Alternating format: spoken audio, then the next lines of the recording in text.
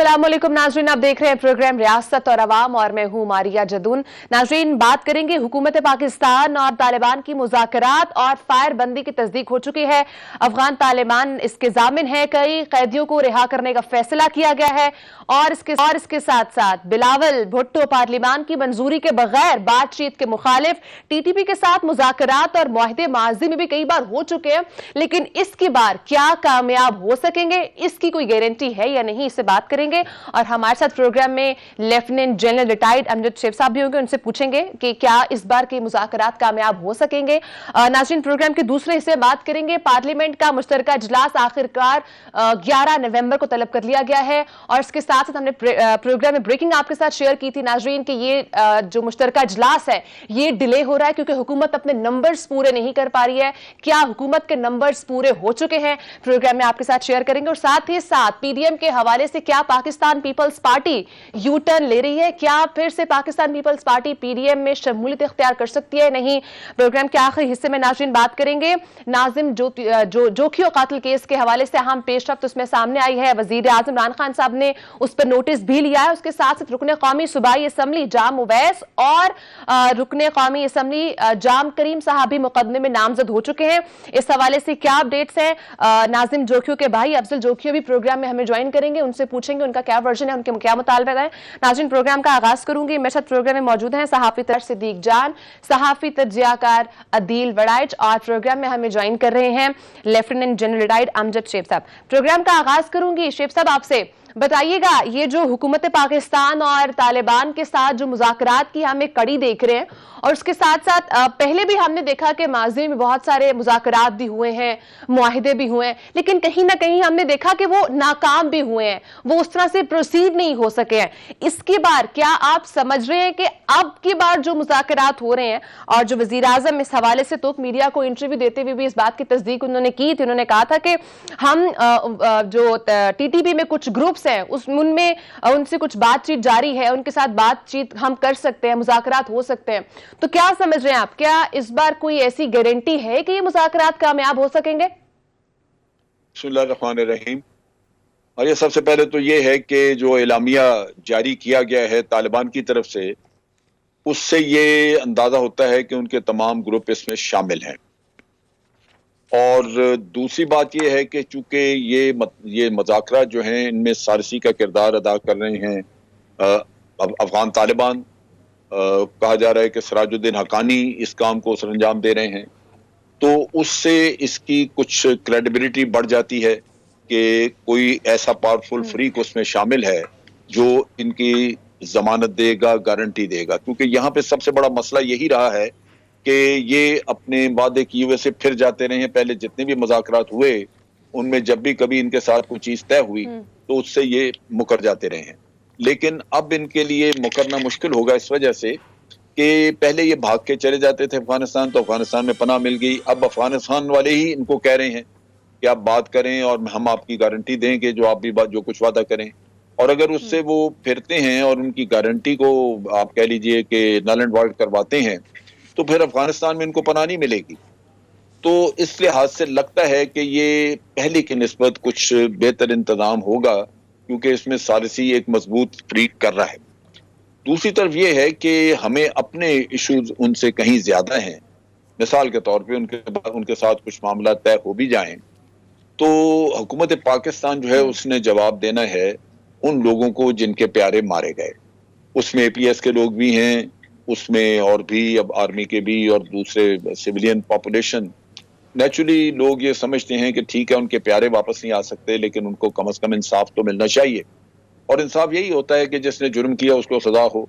अब यहाँ पे लाजमी बात है कि मुजरिम आपसे माफिया मांगेगा, आपसे कहेगा कि जनाब हमें माफ कर दें जो भी हमने जितने भी गुनाह किए, और वो आपको लाजमन उसको छेड़ना होगा। उसमें बहुत बड़ा जो एलिमेंट है वो ये है कि सजा का निज़ाम पाकिस्तान में वैसे भी मफलूज हो चुका है। यहाँ पे आप सजा दे ही नहीं सकते किसी को। आप देख लीजिए कि मिलिट्री कोर्ट्स बनाए गए थे इसी वजह से, क्योंकि वहां पे शवाहद उस तरह के नहीं मिलते आपको जैसे कि आम शहर में किसी जुर्म के बारे में मिल जाएं। तो मिलिट्री कोर्ट भी खत्म हो गए। मिलिट्री कोर्ट भी आधा तीतर आधा बटेर वाला किस्सा था कि वहां पे सिविल कोर्ट्स ने रिव्यू करना था। Peshawar high court whole scale छोड़ी जा रहे थे, उन्होंने रखा हुआ था खुला खाता। जितने भी गए लोग वहां पे, अब 230 के करीब केसेस उनको रेफर हुए थे, जिसमें आधे से ज्यादा उन्होंने बरी कर दिए। अब ये सारा जो अगर आप अपना सिस्टम देखें तो हमारी अपनी कमजोरियां इतनी ज्यादा हैं कि इन चीजों पे काबू पाना इतना आसान नहीं है। तो एक तरफ रियासत की ये मुश्किल है कि वो अमन भी चाह रहे हैं, दूसरी तरफ अफगान तालिबान कह रहे हैं कि जी पहले बातचीत को मौका दे दें, और तीसरा ये कि अपने अंदर नजर आ रहा है कि आपका जो अदालती निजाम है वो आपका साथ नहीं दे रहा।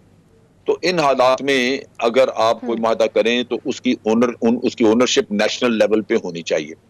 वो किसी एक अकेली पार्टी को अपना उसका बोझ नहीं उठाना चाहिए। अगर वो करेंगे तो ये उसके बोझ के नीचे दब जाएंगे। यानी होना ये चाहिए, श्रेफ साहब आप ये कहना चाह रहे हैं कि जो चाहिए। बिलावल भुट्टो ने कहा है कि पार्लियामान की मंजूरी के बगैर नहीं होनी चाहिए, तो आप ये कह रहे हैं कि बिल्कुल, तमाम जितनी भी जमातें उन सबको वो नेशनल लेवल पर हमें एतमाद में लेना चाहिए। वो पार्लियामेंट में ये चीज जानी चाहिए। अगर पार्लियामेंट में जाएगी तो फिर ये चीजें बेहतर होंगी। अगर पार्लियामेंट में आप नहीं लेके जाएंगे तो फिर उसका डेफिनेटली मसला होगा। बताइएगा कि आप बिल्कुल दुरुस्त कह रहे हैं कि पार्लियामेंट में ये चीज़ जानी चाहिए, लेकिन हम अगर माजी करीब में देखें कि पार्लियामेंट में देखें कश्मीर का जो इशू है वो तो हम सब पाकिस्तानियों का इशू है ना, वो तो हर पाकिस्तानी के दिल के करीब है कश्मीर का इशू। लेकिन हम देखते हैं कि कश्मीर के मामले के ऊपर भी मुश्तरका इजलास होता है, तो वहाँ पे जिस तरह से अपोजिशन और हुकूमत आमने सामने आती हैं, जिस तरह वहाँ सियासी पॉइंट स्कोरिंग होती है, जैसे वहाँ पे कश्मीर के शहीदों की बजाय जो है यहाँ पे जो नैब के उस वक्त मुल्ज़मान थे पॉलिटिकल पार्टीज़ के, उनकी तस्वीरें लहराई गई। मोदी की मजम्मत और भारतीय फ़ौज की मजम्मत की बजाय वज़ीर-ए-आज़म इमरान खान और जो पाकिस्तान की फ़ौज है उसकी मजम्मत करते हुए नजर आए हमें अपोजिशन के लोग। तो क्या आपको लगता है कि अगर ये मामला पार्लियामेंट के फ्लोर पर आता है तो इस वक्त जो पार्लियामेंट की सूरत हाल है वहाँ पर कोई डिस्कशन हो सकेगी और किसी नतीजे पर वो पहुँच सकेंगे? देखिए, ये आपकी बात दुरुस्त है। हो सकता है कि वहां पे भी दोबारा ये तमाशा खड़ा हो जाए जो पहले होता रहा है, लेकिन एक चीज वाजे है कि उससे आपकी अपोजिशन जो है वो एक्सपोज हो जाएगी। असल चीज ये है कि ये अगर मिसाल के तौर पे आपका मुआहदा नहीं पाता, दहशतगर्दी जारी रहती है, तो पाकिस्तान आर्मी ने तो गवर्नमेंट को वाजे बताया है कि हमारा काम है लड़ना, हम इस जंग को नतीजे तक पहुंचाएंगे, हम इसमें कोई इंटरेस्टेड नहीं है। जरूरी नहीं है कि आपके मुज़ाकरात कामयाब हों, अगर नहीं होते तो जंग जारी है। लेकिन दूसरी तरफ यह है कि खुदा न खास्ता, अल्लाह ना करे, अगर कल को APS जैसा कोई और वाकया हो जाता है तो जो नए फैक्ट्रीज होंगे वो आपको कहेंगे कि जनाब आपको मौका मिल रहा था एक अमन लाने का, तो आपने उल्टा हमें भी मरवा दिया, क्या किया आपने। बात यह है कि इन चीजों में बहुत सारे ग्रे एरियाज हैं, कोई पूरी तरह ये नहीं गारंटी दे सकता कि कल को ये नहीं होगा। मिसाल के तौर पे हम इन्हीं TTP के लोगों को ले लें, इनके इतने पुराने ताल्लुकात हैं दुश्मन की इंटेलिजेंस एजेंसी से, जिसमें हमेशा शक शुबा रहेगा कि क्या तमाम एलिमेंट्स ने अपने ताल्लुकात वाकई उनसे मुनक़ता कर लिए हैं। इनको आदत लग चुकी हुई है लंबे चौड़े पैसे वहां से वसूल करके अपनी अच्छी जिंदगी गुजारने की, और लीडर्स को चौधराहट और उनकी खुशामदें करते हैं बाहर की इंटेलिजेंस एजेंसीज वाले। यहाँ वो आके नॉन एंटिटी बन जाएंगे, पैसा पल्ले नहीं होगा, गुर्बत की जिंदगी होगी, तो क्या वो उससे रिकंसाइल करेंगे? ये भी हो सकता है कि कल को यहाँ पे आके साल 2 साल वो अंडरग्राउंड काम करें और अपने हमख्याल लोग इतने ज्यादा पैदा कर लें कि पहले से कहीं ज्यादा मजबूत होके तो वो आपके सामने खड़े हो जाएं। तो इसमें एक सवाल और है, बहुत हैं जी। एक और सवाल यह है कि अदील वड़ाई साहब से माजरत के साथ पिछले प्रोग्राम में क्योंकि अदील वड़ाई साहब ने ज़्यादा सवाल किए थे तो मैंने कहा आज ज़रा मैं थोड़ा सा वो भी इनके साथ स्कोर बराबर कर लूँ। तो ये बताइएगा कि क्या अफगान ये जो TTP है वो हमें नज़र ये आ रहा है कि वो कमज़ोर हो गई है, और जैसे आपने बिल्कुल दुरुस्त बात की कि अगर इस वक्त अफगान तालिबान क्योंकि वो सालिस का किरदार अदा करें, उनकी बात वो नहीं मानते, तो अफगान सरजमीन अगर वो इस्तेमाल नहीं कर सकते तो पाकिस्तान में तो ऑलरेडी पाकिस्तान की फ़ौज ने जिस तरह से उनका खात्मा किया, उनके ठिकाने ख़त्म किए। ये बताएं कि जो फ़ौज की मौजूदा क़यादत है जनरल कमर बाजवा साहब और दीगर जो इस वक्त DISI और बाकी जो फ़ौज की क़यादत है, ये कितनी बड़ी कामयाबी हमारी फ़ौज की कि एक तरफ हमने LOC के ऊपर भारत को जो मार दी वो सीज़ फायर मुआहदा करने पर मजबूर हो गए, और दूसरी तरफ अफगान तालिबान जो हैं जो TTP है तहरीक तालिबान पाकिस्तान जो हैं उनको हमने इतना कमज़ोर कर दिया कि कम अज़ कम आप वो टेबल पर तो बैठ गए हैं, बात करने को तैयार हो गए हैं। माजी में तो वो ये बात करने को भी तैयार नहीं थे पाकिस्तान के साथ।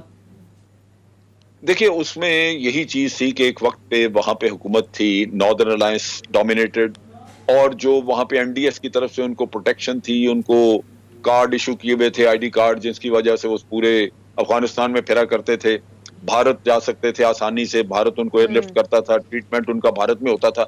आज ये सहूलतें उनको खत्म हो गई हैं, वो बेदस्तोपा है एक लिहाज से। अगर आप ये उसको कह लें कि वो अफगान तालिबान के रहमो करम पे है, तो इसमें कोई गलत मजायका नहीं है, इसमें ये दुरुस्त बात है। और यही वजह है कि जिसकी वजह से वो आज आपसे बात करने को तैयार हैं। वो थोड़ी बहुत अकड़ दिखाएंगे, लेकिन वो उनकी अकड़ मसनूई होगी। उसकी वजह बुनियादी ये है कि अब उनके पीछे है कुछ नहीं, ठीक। और ये एक इंटरनेशनल गारंटी दी हुई है अफगान तालिबान ने कि वो अपनी सरजमीन इस्तेमाल नहीं होने देंगे। लिहाजा पाकिस्तान उनसे डिमांड भी कर सकता है, और वो खुद पाकिस्तान की गुडविल पे इतना डिपेंडेंट है आज अफगान तालिबान कि वो पाकिस्तान को ओब्लाइज करना चाहेंगे। अगर नहीं करेंगे तो पाकिस्तान की गुडविल आज उनको जो चाहिए वो अगर कम हुई या ना मिली तो उनके लिए भी बड़ी मुश्किलात होंगी। पाकिस्तान माली तौर पे भी उनको अपनी मुश्किलात के इसी बावजूद बड़ी पॉइंट पे मदद मैं करता है। अदील की तरफ जाऊंगी। अदील, मुझे ये बताइएगा, जो कलअदन तंजीम से हुकूमत मुज़ाकरात कर रही है, जिसकी फवाद साहब ने तस्दीक भी की है, तो आप क्या समझते हैं इसका इमेज इंटरनेशनल कम्युनिटी पर क्या जाएगा? क्या हमें फिर से उस तरह के मुश्किलात तो नहीं इंटरनेशनल लेवल पे फेस करनी पड़ेंगी? देखें, अमेरिका अपने सबसे बड़े दुश्मन, जिस पे सैंक्शंस भी हैं, जिसमें यूएन की सैंक्शंस हैं, जिसके खिलाफ वो जंग लड़ता आया, पूरी दुनिया के सामने अमेरिका ने अपना तमाशा बनवाया और अपनी शिकस्त तस्लीम की, और उन्हीं के साथ बैठकर इससे पहले मुआहिदा किया। तो वो मुआहिदा उसने अपने मफाद में किया, उसने अपनी जान छुड़ानी थी। और हम तो जो बात करने जा रहे हैं, और इसमें जो इसकी इंटरप्रिटेशन ये की जा रही है जी कि शायद कोई आम मुआफ़ी का ऐलान हुकूमत कर देगी, और जो शुहदा का जो खून है उसका हिसाब कौन देगा। तो इस हवाले से देखें, एक चीज़ अभी तक जो समझ आती है सामने, जो रियासत की पॉलिसी समझ आती है कि जो जराइम में, दहशतगर्दी में और रियासत के खिलाफ जराइम में जो लोग होंगे उनको तो मेरे ख्याल में माफ़ी नहीं मिलेगी, यही बताया जा रहा है। लेकिन जो लोग हथियार फेंक के, यानी जो लोग उनके हमयाल थे, जो लोग उनके साथ चल रहे थे लेकिन वो बड़े जुराइम में नहीं हैं, दहशतगर्दी के मुकदमात में नहीं हैं, तो फिर मेरे ख्याल में उनके लिए तो ये बिल्कुल ऐसा ही है जैसे मैंने कल भी बात की थी कि जब बलूचिस्तान में भी जब नाराज लोगों को कहा गया कि जी आप पहाड़ों से नीचे उतर आए, आपको कौमी धारे में ले आया जाएगा, तो बेसिकली तो आपने इंगेज करना होता है, आपने उन लोगों को जो आपके लिए खतरा होते हैं, और इंगेज करके आप उनको अगर रियासत की रिट उनसे तस्लीम करवाते हैं, आईने पाकिस्तान की रिट तस्लीम करवाते हैं, तो मैं समझता हूं कि ये एक बड़ी कामयाबी है। और दूसरी बात यह है कि अगर अमेरिका उस वक्त जब तालिबान जो है अफगानिस्तान के, उनसे मुआहिदा कर सकता है, उनसे बात कर सकता है, मुज़ाकरात कर सकता है, तो हम क्यों नहीं कर सकते। और इमरान खान साहब का तो नैरेटिव ही जो है वो पहले दिन से ये है, और उन्होंने तो इस डेवलपमेंट से काफी अरसा पहले भी मुख्तलिफ इंटरव्यूज में भी कहा जो बातचीत से मसाइल का हल है, यानी गोली से, जोर जबरदस्ती से जो मसाइल का हल नहीं है। तो इसमें इवन जब टीएलपी के हवाले से भी बात हो रही थी, जब उनसे मुआहिदा हुआ, मुज़ाकरात हुए, तो ये मैसेज शायद ये जा रहा है कि खुदा ना खास्ता को रियासत कमजोर हो गई है। ऐसी बात बिल्कुल भी नहीं है, रियासत अपने रिट तस्लीम करवा रही है, और रिट तस्लीम करवाने का अगर इस अंदाज में रिट तस्लीम करवाई जा रही है कि जो लोग आना चाहते हैं हथियार फेंक के, तो उनको इंगेज करने में कोई मसला नहीं होना चाहिए। ठीक है, यानी कि आप इस पूरे प्रोसेस को जो समझ रहे हैं, इट्स गोइंग करेक्ट। जनरल साहब, आपकी तरफ आऊंगी, आप क्या समझते हैं इस तमाम मुआहिदे से क्या इंटरनेशनल कम्युनिटी पर कोई असर पड़ेगा, और उसके साथ साथ इसका कोई आफ्टर इफेक्ट तो नहीं होगा? देखिए, यहाँ पे इन चीजों को उछालने वाले तो बहुत मिलेंगे। आप देखिए कि FATF इस पे एक्टिवेट हो जाएगा, वो ये कहानियां करेंगे, लेकिन बड़ी सीधी सी बात है, अफगान तालिबान जो हैं वो यूनाइटेड नेशन की टेररिस्ट लिस्ट पे आज भी मौजूद हैं। अमेरिका उनसे बातचीत करके अपने मामला तय करके निकल गया। किसी ने नहीं पूछा कि भाई आप इनको दहशतगर्द कहते थे, दहशतगर्द रजिस्टर्ड हैं, ये यूनाइटेड नेशन की लिस्ट पे इनके नाम हैं, आप क्यों बात कर रहे हैं इससे। लेकिन वो बात की उन्होंने। अब पाकिस्तान के लिए ये है कि चूंकि दुश्मनान बेशुमार हैं तो वो कहानी तो करेंगे, लेकिन पाकिस्तान को इस चीज को बोल्डली, लॉजिकली फेस करना चाहिए। हमें दुनिया को ये बताना है कि पहली जरूरत हमारे मुल्क का अपना अमन है, बाकी आप जाएं जहन्नम में। अगर हमें अमन के लिए कुछ करना पड़ रहा है, बातचीत के लिए हम करेंगे। दूसरी बात यह है कि इंटरनेशनली ये चीज तय हो चुकी है कि कोई भी कुव्वत अपने लिए अमन लेने के लिए बातचीत कर सकती है, बेशक वो टेररिस्ट हो। ये अमेरिका ने भी साबित किया है। तो लिहाजा इस चीज को मेरा ख्याल है हमें किसी न किसी तरह अब्सॉर्ब करना होगा। नेगेटिव इम्पैक्ट थोड़ा बहुत आएगा, लेकिन उसको आप लॉजिकली अपने पॉलिटिकल एक्टिविटी से उसको निगेट करें, उसको तो जनरल साहब, जो नेगेटिव dilute इम्पैक्ट की करें। आप बात कर रहे हैं कि नेगेटिव इम्पैक्ट आएगा, IMF एक्टिव हो जाएगा, तमाम दुनिया के कान भी खड़े हो जाएंगे, तो क्या हमने उनके लिए मेजर्स आपको लगता है कि लिए हुए हैं? देखिए, मेजर्स तो आपको अगर कोई इस तरह का इम्पैक्ट आएगा तो उसी वक्त चीजें खुल के सामने आएंगी।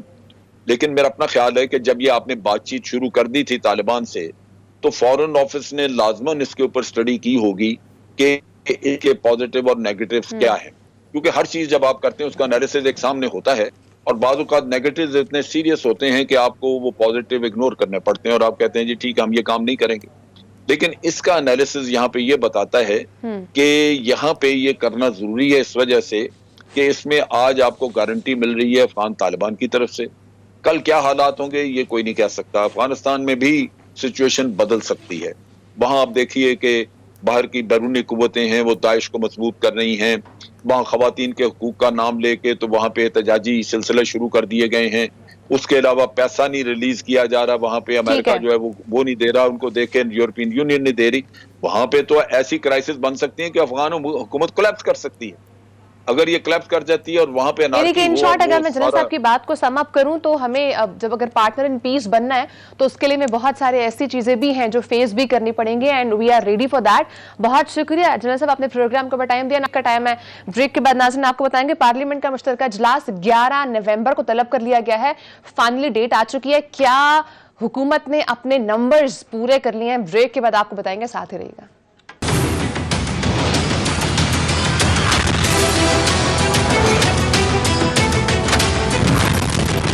वेलकम बैक नाजरीन पार्लियामेंट का मुश्तरका इजलास 11 नवंबर को तलब कर लिया गया है और इसके साथ साथ इसके अंदर तारीखी कानून साजी की तैयारी, इस वक्त उसकी तैयारी की जा रही है और वजीर आजम इमरान खान साहब ने कल जोहराने पर भी अपने अरकान को बुलाया है। इसके साथ साथ हमने अपने प्रोग्राम में ये ब्रेकिंग न्यूज शेयर की थी कि पार्लियामेंट का मुश्तरका इजलास डिले हो रहा है और उसकी जो रीजन अदील ने बताई थी प्रोग्राम में वो ये थी कि हुकूमत अपने नंबर्स पूरे नहीं कर पा रही है, अपने अरकान पूरे नहीं कर पा रही है। अदील, जानना चाहूंगी फाइनली पार्लियामेंट का मुश्तरका इजलास 11 नवंबर को होने जा रहा है और वजीर आजम इमरान खान साहब ने जोहराने पर भी अपने अरकान को बुलाया है। क्या ये इसलिए बुलाया गया कि चेक कर सके आपके नंबर्स कितने हैं, पूरे अरकान आ रहे हैं कि नहीं आ रहे? और अब क्या 11 नवंबर को जो पार्लियामेंट का मुश्तरका इजलास होने जा रहा है, हुकूमत अपने नंबर्स पूरे करने में कामयाब होगी? जी, हुकूमत जो पहले ही मसाइल में गिरी हुई है, ज़ाहिर है महंगाई का एक जानिब बहुत बड़ा चैलेंज है, अपोजिशन सड़कों पे निकलने जा रही है, तो ऐसे में एक बड़ी पार्लिमानी एक्टिविटी हुकूमत ने इसका आगाज़ करने का फैसला किया। अगरचे कौमी असम्बली सेनेट के इजलास तो हो रहे हैं लेकिन उनमें रूटीन की कानून साजी और बहस हो रही है मामलात पे। लेकिन ये जो मुश्तरका इजलास है इसमें 3 कवानीन ऐसे हैं, 30 कवानीन जिन्हें सेनेट ने मंजूर नहीं किया था, कौमी असम्बली से वो मंजूर हो गए थे या वो सेनेट से रद्द हो गए, मुस्तरद हो गए। लेकिन ज्यादातर ऐसे हैं जो 90 दिन का पीरियड जो होता है उसके अंदर उन्होंने मंजूर होना होता है, वो नहीं हुए, तो यूं वो मुस्तरद करार पाए। अब इसमें बहुत सारे कवानीन ऐसे हैं, बहुत सारे बिल्स ऐसे हैं जो 2019 से पेंडिंग थे। तो हुकूमत जो अमलन पार्लिमान में एक किस्म की मफलूज हो चुकी थी अहम अमूर पर लेजिस्लेशन के हवाले से, क्योंकि इनको ताना मिलता है आपने ऑर्डिनेंस फैक्ट्री खोल रखी है, ऑर्डिनेंस पे ऑर्डिनेंस जारी किए जा रहे हैं। तो इसके बाद पार्लियामेंट का एक और मुश्तरका इजलास भी आना है जिसमें चेयरमैन नैब वाली कानून साजी इन्होंने कराने का उस पर सोच लिया है कि उसको पहले कौमी असम्बली से मंजूर करवा के उसके बाद फिर उसको। लेकिन ये जो पहले ब्रेकिंग शेयर की थी, जो 2 कानून हैं जिनमें हुकूमत को डर है कि वो शायद पास ना हो सके, एक गालिबन इलेक्टोरल रिफॉर्म्स का और एक आई वोटिंग और इलेक्ट्रॉनिक वोटिंग के हवाले से। बिल्कुल, वो 2 कवानीन जो हैं इंतखाबी इस्लाहात से मुतल्लिक हैं, उसमें बड़ी आईनी और कानूनी पेचीदगियां आगे जाके आएंगी। उसमें इलेक्शन कमीशन और हुकूमत का भी आमना सामना होगा, मामला अदालतों में जाएगा, क्योंकि खुद हुकूमत जो है वो ये समझती है कि इसमें ऐसे जो शिकें शामिल कर दी गई हैं, कम से कम 8 के करीब शिकें ऐसी हैं इंतखाबी इस्लाहात से मुतल्लिक जो बिल है जो आइन से मुतसादिम है और हुकूमत के पास इस वक्त कोई ऑप्शन नहीं है, या तो वो वापस ले ले, वापस लेती है उसमें भी सुबकी होगी, वो दोबारा से प्रोसेस शुरू करना पड़ेगा, कौमी असम्बली में वो बिल लेके आना पड़ेगा और इस वक्त ना तो इतना वक्त बचा है और ना ही फिर जो इलेक्ट्रॉनिक वोटिंग मशीनें और इंटरनेट वोटिंग का जो मामला है ये फिर मजीद डिले हो जाएगा। तो अब हुकूमत ये 8 जो शिकें, मुतनाज़ा शिकें भी इसमें मंजूर करवाने जा रही है। फिर कुलभूषण यादव वाला जो मामला है जिस पे अपोजिशन बड़ी तनकीद करती है, आलमी अदालतें इंसाफ के फैसले पर अमल दरामद जो है वो एक किस्म का वो मुतासिर हो रहा है। रुका तो नहीं कह सकते क्योंकि पैरेलल ये मामलात इस्लामाबाद हाई कोर्ट में चल रहे हैं, तो ये कुलभूषण यादव वाला मामला भी। तो यूं 2019 के भी बहुत सारे ऐसे बिल्स हैं जो इसमें आएंगे, लेकिन इसमें हुकूमत को, अगर हुकूमत अभी तक के तो जो नंबर्स हैं हुकूमत जिस पे कॉन्फिडेंट है, अभी कोई नंबर्स का इतना बड़ा इशू नहीं हो रहा दोनों ऐवानों में भी। उनको ये टेंशन थी कि हमारे यहां पर कौमी असम्बली में बंदे पूरे नहीं हो रहे, तो अब हुकूमत 11 तारीख को जब ये कानून साजी करवा लेगी तो हुकूमत को एक कॉन्फिडेंस मिलेगा। वो हुकूमत जो इस वक्त बैकफुट पे है काफी हफ्तों से, कई हफ्तों से, बजट में जाके एक कॉन्फिडेंस बूस्ट मिला था जब वो नंबर्स अच्छे आए थे, उसके बाद से मुसलसल एक प्रेशर बना हुआ है। तो अब एक जानिब जब पीडीएम पार्लियामेंट से बाहर रह के प्रेशर बढ़ाने की हिकमत अमली बना रही है, तो पार्लियामेंट के अंदर हुकूमत ना सिर्फ इसमें अपनी अक्सरियत जाहिर करेगी, इससे ये मैसेज जाएगा, बल्कि वो कवानीन जो रुके हुए थे वो जब कवानीन मंजूर हो जाएंगे तो हुकूमत को इससे एक कॉन्फिडेंस मिलेगा। और ये कानून साजी जो है इस पे अगरचे ये तनकीद की जा रही है कि जी ये पार्लियामेंट के मुश्तरका इजलास से जी कानून मंजूर करवाए जाते हैं, तो अपोजिशन हमेशा इस पे शोर मचाती है कि नॉर्मल तरीका नहीं है, लेकिन ये एक आईनी तरीका है। बिल्कुल इसी तरह जिस तरह ऑर्डिनेंस जारी करना भी एक आईनी तरीका है, लेकिन उसको खुद ये आइन साज और ये कानून साज कहते हैं जी नहीं ये ऑर्डिनेंस नहीं जारी नहीं होना चाहिए, कानून साजी ऑर्डिनेंस के जरिए नहीं होनी चाहिए, लेकिन ये आइन के अंदर चीजें लिखी हुई हैं। तो इसलिए इसको अपोजिशन आगे जाके मुतनाज़ा बनाने की कोशिश करेगी और ये बहुत सारे मामलात ऐसे हैं खासतौर पर इलेक्टोरल रिफॉर्म से मुतालिक बिलों से मुतालिक की अदालतों में भी कहा है कि हुकूमत इस वक्त मुश्किलात में है, वहीं पर पीडीएम भी मुतहर्रिक हो चुकी है और उन्होंने सड़कों पर आने का भी ऐलान किया है, एहतजाज भी करने का ऐलान किया है। सिद्दीक आपकी तरफ आऊंगे, ये बताइएगा जहां पर हुकूमत एक तरफ परेशान है वहीं पीडीएम मुतहर्रिक होने जा रही है, ये जो पीपल्स पार्टी का यू टर्न हमें शायद नजर आ रहा है। खुर्शीद शाह साहब ने कहा है कि सियासत में कोई भी फैसला आपका आखिरी नहीं होता, वक्त देखकर फैसला किया जाता है। तो आपको लगता है कि दोबारा पाकिस्तान पीपल्स पार्टी पीडीएम में शमूलियत इख्तियार कर सकती है और एक बहुत बड़ा U turn Pakistan Peoples Party ले सकती है? देखें बिल्कुल ये कोई बईद नहीं है। कौन सा यू टर्न है जो हमारी सियासी जमातों ने, तमाम सियासी जमातों ने ना लिया हो, सब लेते हैं। यू टर्न आपके सामने ही है, क्या क्या इनके मौक़िफ़ होते हैं और फिर क्या होता है। कोशिशें बहुत ज़्यादा की जा रही है कि पीपल्स पार्टी दोबारा पीडीएम में आ जाए, लेकिन इस वक्त जो इजलास जो इस वक्त भी जारी है, पीडीएम का इजलास जारी है, पीडीएम का तो नहीं कह सकते आप, मुश्तरका अपोजिशन का इजलास जारी है। उसकी वजह यह है कि पीडीएम में तो पीपल्स पार्टी नहीं है, लेकिन आज के इजलास में पीपल्स पार्टी भी शरीक है। सबसे पहले तो वो ये प्लान कर रहे हैं कि हमने इस मुश्तरका इजलास में कानून साजी का रास्ता कैसे रोकना है, क्योंकि अगर ये कानून साजी हो जाती है और इसमें सबसे इंपॉर्टेंट तो ज़ाहिर है जो है वो जो इलेक्शन की रिफॉर्म्स की जो कवानीन है वो सबसे इंपॉर्टेंट है। अगर वो मंजूर हो जाते हैं तो गो कि उसके बाद हुकूमत का एक मैच पड़ेगा इलेक्शन कमीशन ऑफ पाकिस्तान के साथ, लेकिन इलेक्शन कमीशन ऑफ पाकिस्तान को भी फिर उस कानून के मुताबिक काम करना है जो कानून बन जाएगा। जब तक अदालतें उस कानून को कलअदम नहीं करार दे देती तो एक बड़ा एक मैच पड़ने जा रहा है हुकूमत और इलेक्शन कमीशन ऑफ पाकिस्तान का। लेकिन उससे पहले अपोजिशन ये चाहेगी कि वो किसी तरह से यहाँ पे रास्ता रोक ले हुकूमत का और कानून साजी ना करने दे। दूसरा, अपोजिशन बहुत ही कंफ्यूज है। हम ये बात कर चुके हैं, ना लाहौर के जलसे का टाइम अनाउंस हो रहा है, ना ही मारिया लॉन्ग मार्च का टाइम दिया जा रहा है। और एक इंटरेस्टिंग बात आप ये देखें, एक तरफ तो कहा जा रहा है महंगाई बहुत ज्यादा है महंगाई। अच्छा, हम महंगाई की वजह से सड़कों पे आ रहे हैं, तो भैया आप आ जाए ना, महंगाई तो है, पेट्रोल की कीमतें तो बढ़ रही है मुसलसल, इंटरनेशनल मार्केट पे बढ़ रही है, यहाँ भी बढ़ानी पड़ रही है, तो आप आ जाए ना सड़कों पे। फैसला कर लिया है ना सिद्दीक, फैसला कर लिया है पीडीएम ने कि हम सड़कों पर आ रहे हैं, हम मुजाहिरे करेंगे। देखें, मुजाहिरों से पहले इन्होंने बड़े बड़े जलसे करके देख लिए, बात वही है कि जलसों के बाद जो असल करने वाला काम है वो नहीं कर रहे। अब इनको मसला ये है कि ये खुद एक तो आपस में तकसीम है, पार्टियों के अंदर इख्तिलाफात है। मुझे एक बात बताएं, अगर पीडीएम ये फैसला कर चुकी है कि इन्होंने इस हुकूमत को घर भेजना है, तो वो मरीम साहबा का वो बयान कहां जाएगा जिसमें उन्होंने कहा था कि ये हुकूमत गिर भी रही होगी तो हम इसको सहारा देंगे, इस हुकूमत को 5 साल पूरे करने चाहिए ताकि लाने वालों को भी पता चले और जिन्होंने वोट दिए उनको भी पता चले। फिर एक और बात, अगर ये फैसला हो गया है कि पीडीएम ने अब सड़कों पर आना है, अगर फैसला हो गया कि हुकूमत को टफ टाइम देना है, तो मरियम साहिबा ट्वीट करके लोगों से पूछ रही हैं कि आप बताएं हमें क्या करना चाहिए। तो इससे वाज़ेह तौर पे पता चलता है कि इनको कोई समझ नहीं आ रही। शहबाज शरीफ साहब, आवाम की राय भी तो शामिल होनी चाहिए। सिद्दीक, ब्रेक का टाइम है, ब्रेक के बाद नाज़रीन बात करेंगे। नाजिम जोखियो कत्ल केस पेशरफ्त हुई है, वजीर आजम ने भी इस पर नोटिस लिया है। नाजिम जोखियो के भाई अफजल जोखियो ब्रेक के बाद हमारे साथ होंगे। नाजरीन साथ ही रहिएगा।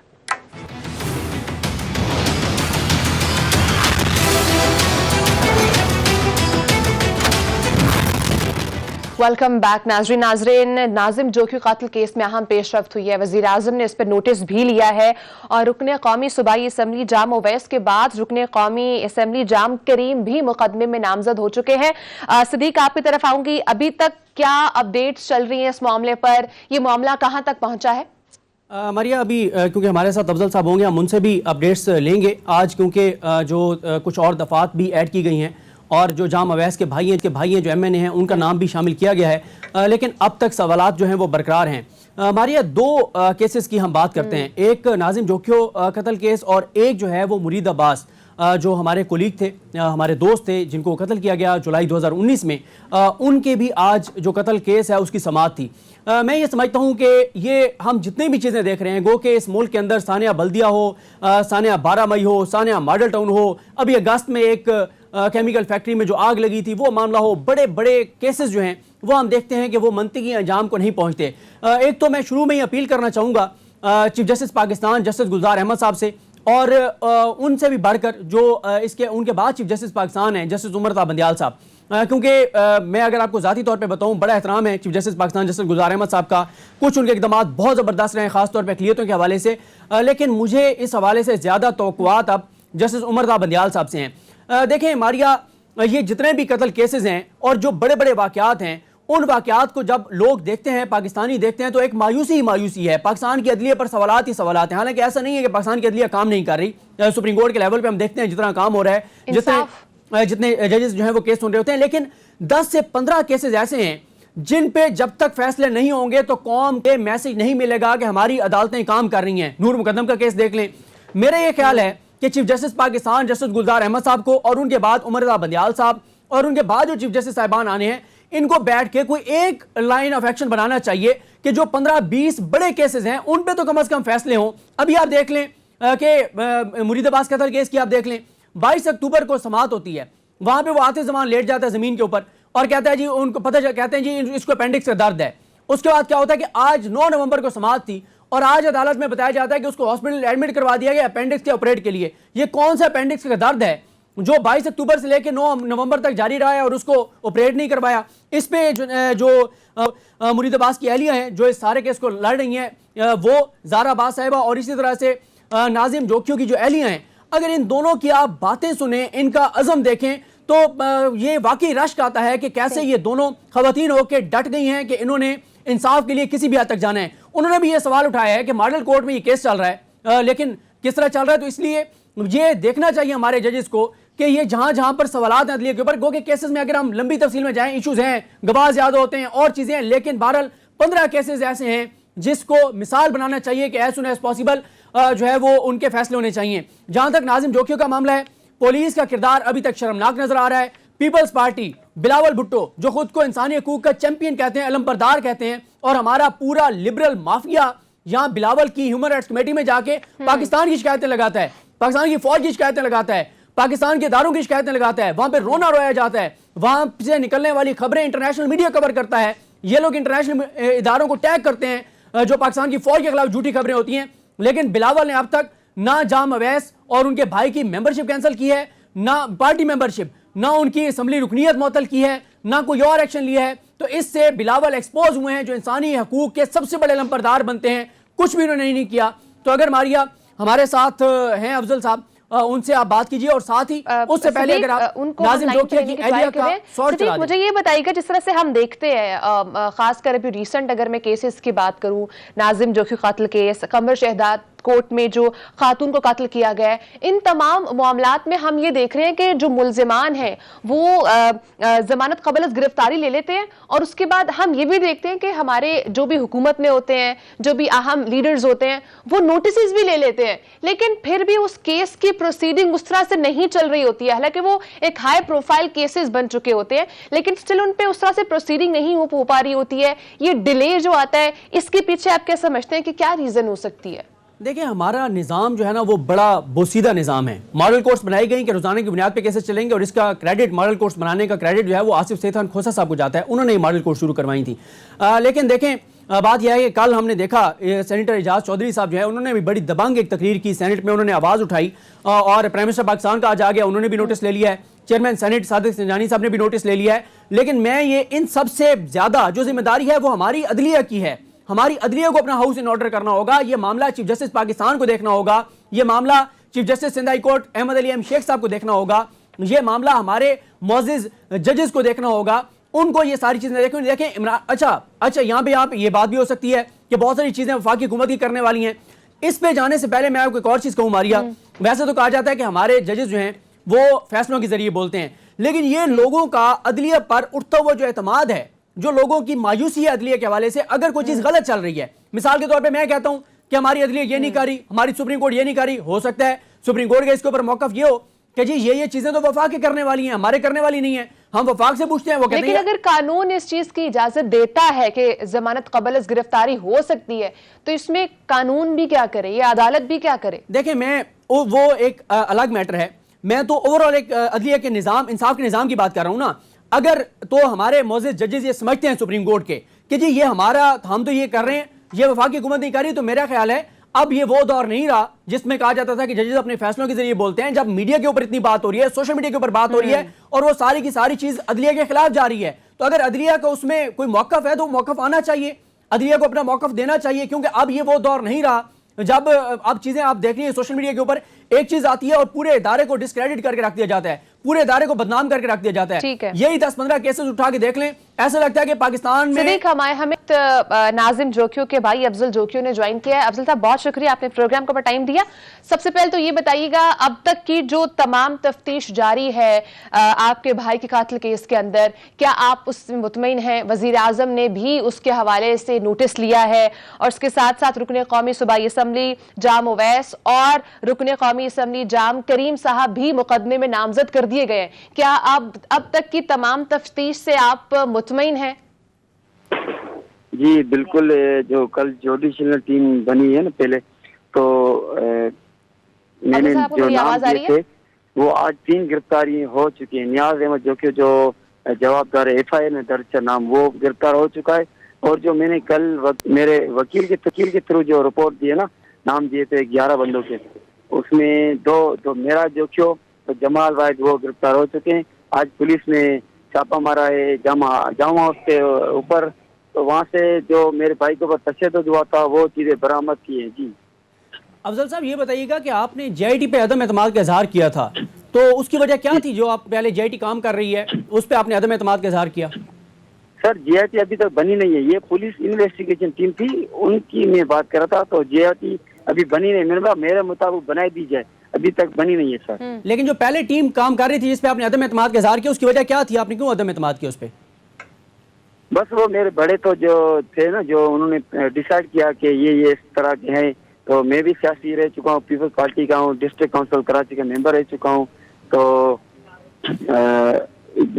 बस इनके साथ ही रहा हूँ, मुझे पता है।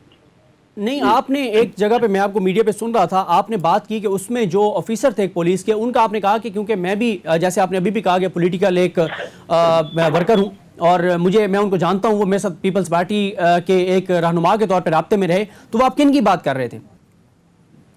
तो सर MN है ना जाम अब्दुल करीम, उसने मुझे बुलाया मेरे भाई को कि आप आ जाओ भाई के साथ, मुझे पेश करो मेरे साथ, तो जी हाँ, उसको मैं भाई को ले गया उसके पास। जी, तो अब तक आप जो तहकीकात हो रही है, बताइएगा कि अभी आपका मुतालबा क्या है हुकूमत से, या कोई तफ्तीश में अगर आप बेहतरी चाहते हैं तो कहां पर और किस पॉइंट पर बेहतरी चाहते हैं? जी आवाज कट रही। जी हेलो अफजल साहब, मैं जानना चाह रही हूँ आपसे कि अभी आपका क्या मुतालबा है? जो इन्वेस्टिगेशन चल रही है उसके अंदर क्या कोई बेहतरी आप चाह रहे हैं? कोई ऐसा मुतालबा जो इस वक्त आप हुकूमत से करना चाहें या अदलिया से करना चाहें? जी बिल्कुल, अभी जो मेरा मुतालबा है कि मुझे और मेरी फैमिली को अभी तक खतरा है इनसे, और मैं prime minister of Pakistan, chief justice of supreme court और सिंध हाई कोर्ट से और DG ranger, chief of army से मैं रिक्वेस्ट करता हूँ, आईजी सिंध बिलावल भुट्टो जरदारी साहब, सीएम साहब से, कि मुझे मेरी फैमिली को प्रोटोकॉल दी जाए ताकि मैं हिफाजत से रहूँ और मेरी फैमिली का मेरा बचाव हो, ताकि मेरे भाई की तरह मुझे भी ये कत्ल ना कर दें। जी बहुत शुक्रिया अफजल चौकी, आपने प्रोग्राम के ऊपर टाइम दिया है। टोक्यो भी अपने भाई के कत्ल के इंसाफ के मुंतज़िर हैं। नाजरीन, प्रोग्राम का टाइम खत्म हो चुका है। इंशाल्लाह आपसे कल मुलाकात होगी। अपना बहुत सारा ख्याल रखिएगा। अल्लाह हाफ़िज़।